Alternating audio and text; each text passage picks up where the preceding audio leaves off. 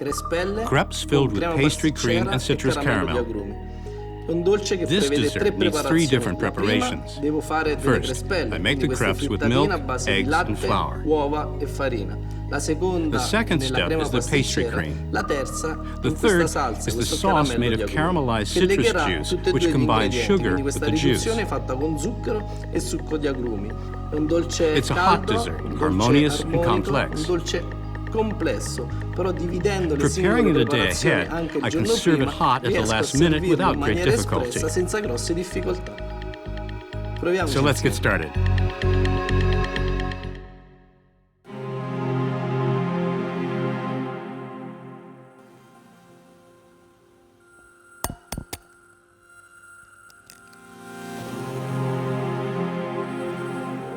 Per fare in modo che gli The ingredienti si ingredients uniscano should all bene, be at the same dovranno avere la temperature so that stessa they amalgamate temperatura. well.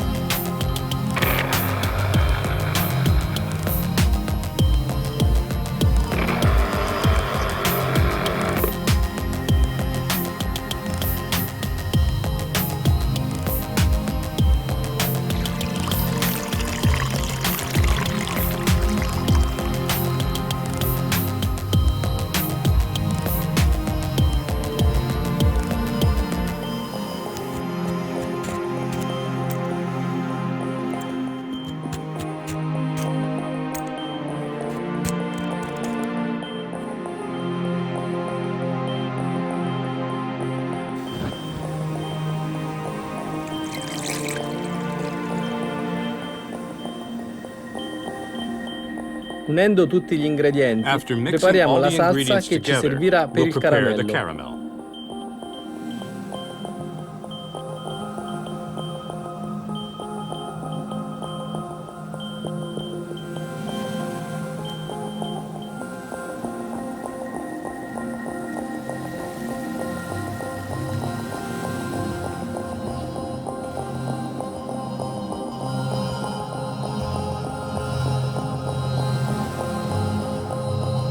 Sciogliamo una noce di We'll burro melt a per rendere la tablespoon of butter superficie to grease meno the pan, aderente and then e remove the asciughiamo la excess padella with a con la paper carta towel. per eliminare il grasso in eccesso. L'importante è alzare It's la important to padella take the pan off quando the versiamo flame il when we pour in composto the delle crepe crepe, batter, so that it per non doesn't far cook cuocere too fast, and immediatamente we can swirl the l'impasto e batter farlo around the scorrere pan. sulla superficie.